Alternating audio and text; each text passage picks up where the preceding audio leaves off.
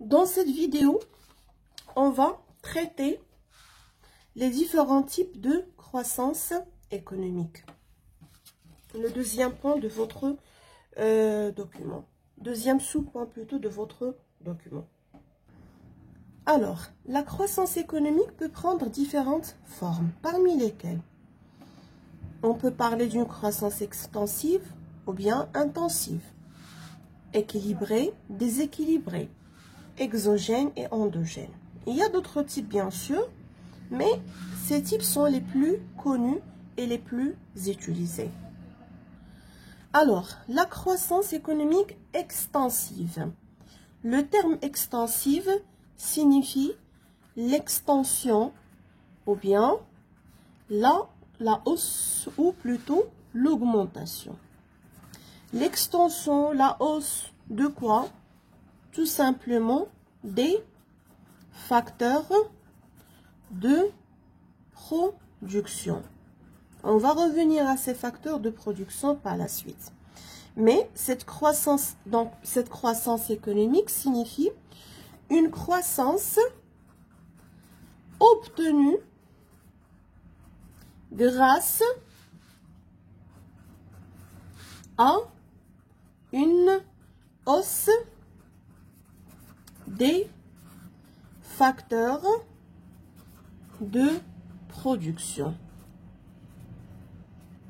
De là se pose la question, comment une hausse des facteurs de production peut entraîner une croissance économique? D'accord? Donc, en ce qui concerne la hausse des facteurs de production, lorsque je parle plutôt de facteurs de production, je parle essentiellement, mais pas seulement, mais classiquement, on parle de deux facteurs de production, à savoir le facteur travail et le facteur capital. Le facteur travail, ça veut dire essentiellement donc la main-d'œuvre. Ça veut dire aussi les travailleurs de l'entreprise, les employés. Le facteur capital, il s'agit essentiellement des machines et matériels utilisés par l'entreprise. Commençons par la hausse du facteur travail et comment cette hausse peut entraîner une croissance économique. Le point le plus simple, c'est lorsque l'entreprise augmente son facteur travail, ça veut dire qu'il va embaucher plus de travailleurs. C'est l'idée qui vient en tête. Donc, il y aura plus de force de travail. Il y aura plus de personnes qui vont produire. Plus de force de travail, ça veut dire qu'il y aura une augmentation tout simplement de la production. Une augmentation de la production, et si chaque entreprise fait la même chose, chaque entreprise augmente sa production, il y aura une augmentation de la création des richesses. Et qu'est-ce qu'on a dit à propos de la création des richesses? Lorsqu'il y a une création de richesse, la somme de cette création de richesse, c'est le PIB. Et donc, il y aura une hausse du PIB. Et la hausse du PIB, bien évidemment, si elle est durable, il peut se traduire par une croissance économique. D'où la relation relativement importante entre la hausse de travailleurs, du nombre de travailleurs et la croissance économique. Cette croissance, il est appelé une croissance extensive.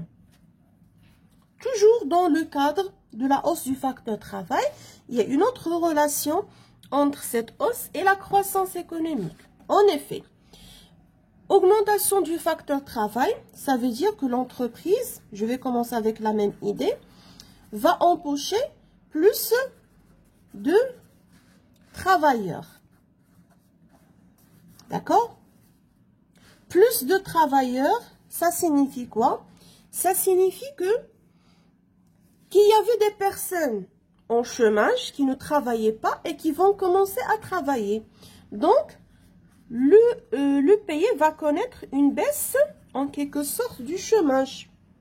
Les personnes qui étaient en chômage avant ne vont plus l'être. Donc, il y aura une hausse de l'embauche et ils vont bénéficier surtout de l'augmentation de leur salaire. Donc, l'augmentation des salaires qui sont distribués. Plus de salaire, c'est plus de revenus. Avant, j'étais en chômage, j'avais pas un revenu. Maintenant, je ne suis plus en chômage, j'ai un revenu raisonnable. Qu'est-ce que je vais faire avec ce revenu?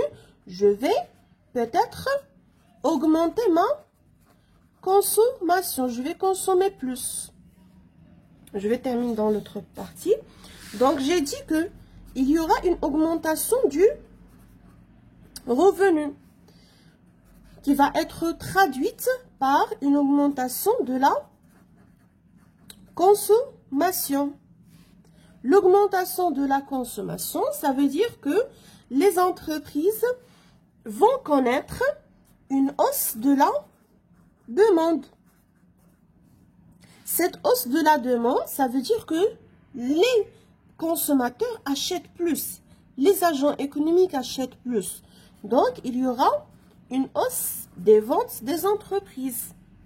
Plus de ventes, ça veut dire que l'entreprise va analyser la situation comme suit. Moi, je vends plus, je réalise plus de chiffre d'affaires. Pourquoi ne pas produire plus? Donc, cette hausse des ventes va encourager les entreprises à produire plus. Pourquoi? Parce qu'ils sont sûrs et certains de pouvoir vendre. Encourager les entreprises à produire plus, et automatiquement, c'est une hausse de la production. C'est une hausse des richesses qui sont créées. Et donc, c'est une hausse du PIB et une croissance économique qui est extensive. Voilà. Ça, c'est en ce qui concerne le facteur travail.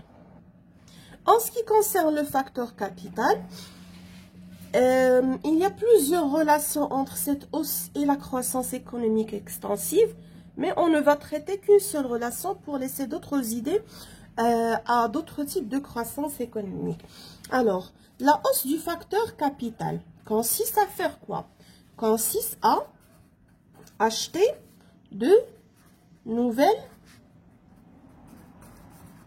machines, ou bien même s'il ne s'agit pas de nouvelles machines, ça sera tout simplement acheter plus de machines. D'accord? Alors, cet achat de machines va permettre à l'entreprise d'augmenter ses capacités de production. L'augmentation des capacités de production signifie permettre à l'entreprise de produire plus, de créer plus de valeur ajoutée, plus de richesse. Et donc, plus de valeur ajoutée, plus de richesse, c'est plus de PIB. Et donc, il s'agit ici d'une croissance économique, bien évidemment extensive, parce que sa source principale, c'est la hausse de la quantité de facteurs capital. Maintenant, on va passer au deuxième type de la croissance économique. Donc, on a vu la croissance extensive. Maintenant, on va passer à la croissance intensive. Alors, la croissance intensive, ou bien le terme intensif, intensive, signifie l'intensité. L'intensité, ou bien plutôt la performance. L'efficacité, même si performance n'est pas nécessairement efficacité. efficacité. D'accord? Autrement dit, cette croissance se base ou bien a pour principale source le fait de garder la même quantité de facteurs de production. Je vais garder le même nombre de travailleurs, le même nombre de machines, mais en rendant ces facteurs de production plus performants, ou bien plus forts, plus efficaces. Mais le terme approprié, plus performant, ou bien plutôt plus productif. Et je crois que vous avez déjà traité la notion de la productivité en première année. D'accord? Mais comment, la première question, comment on peut rendre ces facteurs de production plus productifs en gardant la même quantité? Et comment cette productivité, cette performance peut engendrer une croissance économique? Alors, en ce qui concerne le facteur travail, donc on a dit, on va garder, ou parfois on va garder le même nombre de travailleurs. Mais comment on va rendre les travailleurs plus performants le travail d'Yalom? C'est en leur octroyant, en leur offrant une formation. Donc, la formation va permettre à ces travailleurs, donc ces travailleurs vont être plus productifs. C'est bon? Le facteur capital. Donc, on a dit qu'on va essayer de garder le même nombre de machines. Mais comment on va rendre ces machines plus performantes, plus productives? C'est grâce essentiellement à l'intégration de ce qu'on appelle le progrès technique. Ça signifie quoi? Peut-être le progrès technique, on peut intégrer des logiciels au sein de ces machines. On peut peut-être intégrer de nouvelles techniques de travail, ou bien de fonctionnement plutôt. De fonctionnement. C'est bon? Et automatiquement, on va pouvoir obtenir des machines qui sont plus performantes, plus productives. La deuxième question que j'ai déjà posée, comment des travailleurs productifs et des machines productives vont engendrer une croissance économique? Alors, commençons par le facteur travail et donc avec par des travailleurs productifs.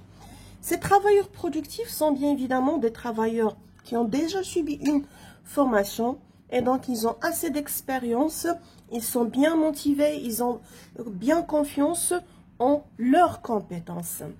Donc, s'il s'agit des travailleurs qui sont expérimentés, ça veut dire ce sont des travailleurs qui vont moins gaspiller. D'accord?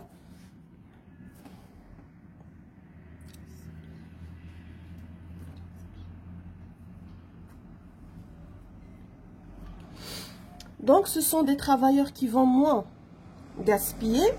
Ce sont des travailleurs qui vont donner naissance à une production de qualité, donc qui vont mieux produire. Donc, il y aura moins de déchets au niveau des produits. D'accord? Ce sont des travailleurs qui vont travailler plus rapidement. Et ainsi de suite. Bref, ce sont des travailleurs qui vont permettre à l'entreprise de réduire ses coûts de production. Donc, une entreprise qui arrive à réduire ses coûts de production, parce qu'on a moins de gaspillage, parce que les travailleurs, ils sont vraiment rapides au niveau de leurs tâches, des tâches effectuées. Donc, c'est une entreprise qui va pouvoir peut-être baisser ses prix de vente afin d'attirer plus de clientèle. Moins de prix de vente, c'est plus de vente.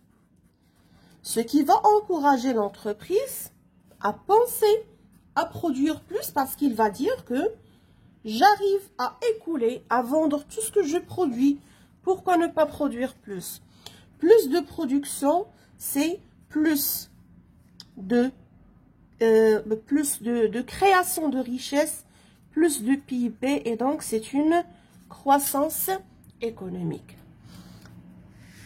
Dans le même esprit, les travailleurs productifs sont aussi des travailleurs motivés qui ont un esprit d'initiative,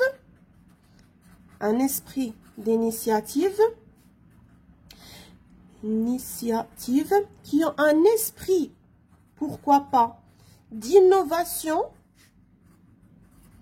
d'accord? Et donc, ce sont des travailleurs qui sont capables de donner naissance à des produits nouveaux,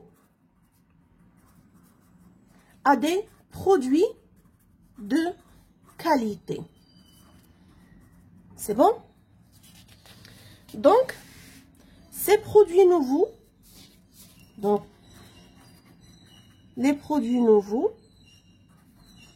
les produits de très bonne qualité, va permettre à l'entreprise de 1, d'attirer une large clientèle,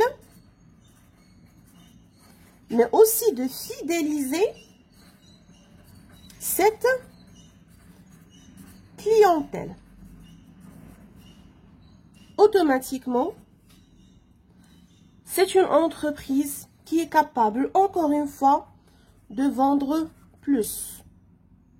Plus de ventes, c'est plus, bien sûr, de production, parce que l'entreprise elle se dit que si je produis, j'arrive à vendre. Pourquoi ne pas produire encore et encore? Plus de production, c'est plus de création de richesse, plus de PIB. Et donc, c'est une croissance économique. C'est pas n'importe quelle croissance économique, mais c'est plutôt une croissance intensive. Maintenant, on va passer au facteur capital et donc aux machines qui sont plus performantes grâce au progrès technique qu'on a déjà intégré. Et donc, comment on va passer à la croissance économique intensive? Donc, ces machines qui sont plus performantes, ce sont des machines qui sont capables de produire plus rapidement, de produire en moins de temps, plus rapidement, en moins de temps, et plus de quantité de production, mais aussi plus de qualité de production.